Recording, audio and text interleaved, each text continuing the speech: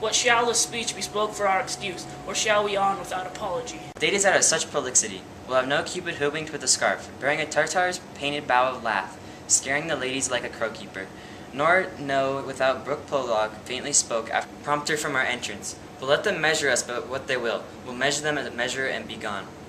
Give me a torch, I am not for this ambling. Being but heavy, I will bear the light. Nay, gentle Romeo, we must have you dance. Not I, believe me. You have dancing shoes with nimble soles. I have a soul of lead, so it stakes me to the ground and I cannot move. You are a lover. Borrow Cupid's wings, and soar with them above a common bound. I am too sore, and pierced with his shaft. Too sore with his light feathers, and so bound. I could not bound a pitch above dull woo. Under love's heavy burdens, so I do sink. And to sink it in, should you burden love, too great oppression for a tender thing. Is love a tender thing? It is too rough, too rude, too boisterous, and it pricks like a thorn. If love be rough with you, be rough with love. Prick love for pricking, and you beat love down.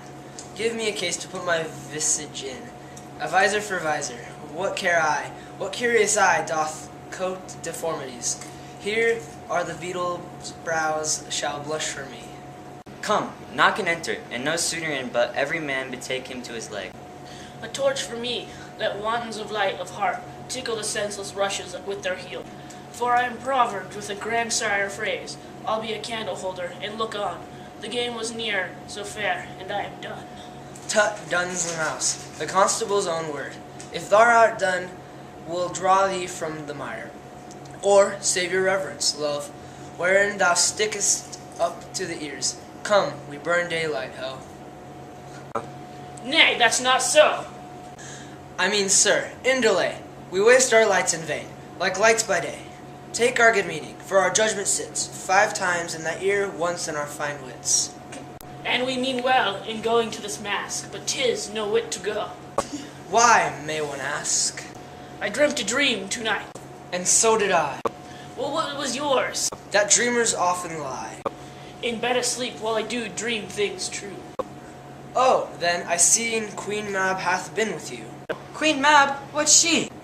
She is the fairy's midwife, and she comes in shape no bigger than an agate stone, on the forefinger of an alderman, drawn with a team of little atomy, over men's noses as they lie asleep. Her wagon's spokes made of long spinner's legs, the cover of the wings of grasshoppers, her traces of the smallest spider webs, her collars of the moonshine's watery beams, her whip of cricket's bone, the lash of film. Her wagoner a small gray-coated gnat, not half so big as a round little worm, pricked from the lazy finger of a maid. Her chariot is an empty hazelnut, made by the joinish squirrel or old grub. Time out of mind the fairy's coachmakers, and in this state she gallops night by night, through lovers' brains, and then they dream of love, on courtiers' knees, that dream of courtesy straight, or lawyers' fingers who straight dream on fees, or ladies' lips who straight on kisses dream. Which of the angry Mab with blisters plagues, because their breasts with sweet meats tainted are. Sometimes she gallops o'er a courtier's nose, then dreams he of smelling out a suit. And sometimes she comes with a toothpick's tail, tickling a parson's nose as he lies asleep. Then he dreams of another benefice. Sometimes she driveth o'er a soldier's neck, and then dreams he of cutting a foreign throat, of breeches, embuscados, Spanish blades, of health's 5 fathom deep. And then anon, drums in his ear, which he starts and wakes, and being thus frighted, swears a prayer or two, and sleeps again. This is that very Mab, that plaits the manes of horses in the night, and bakes the elf locks in foul sluttish hairs, which once entangled, much misfortune bodes. This is the hag, when maids lie on their backs, that presses them and learns them first to bear, making them women of good carriage. This is she. Peace. Peace. Mercutio. Peace. Thou talk'st of nothing.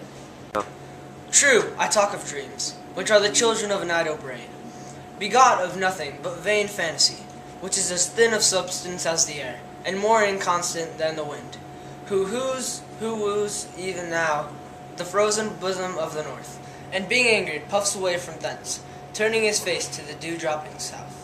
This wind you talk of blows us from ourselves. Supper is done, and we shall come too late. I fear too early, for my mind misgives some consequences, yet hanging in the stars shall bitterly begin his fearful day. With this night revels and expires the term of a despised life closed in the breast by some vile forfeit of ultimate death.